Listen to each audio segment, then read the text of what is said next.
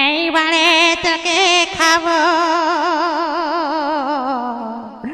অনেক দিন তাজা রক্ত খাইনি।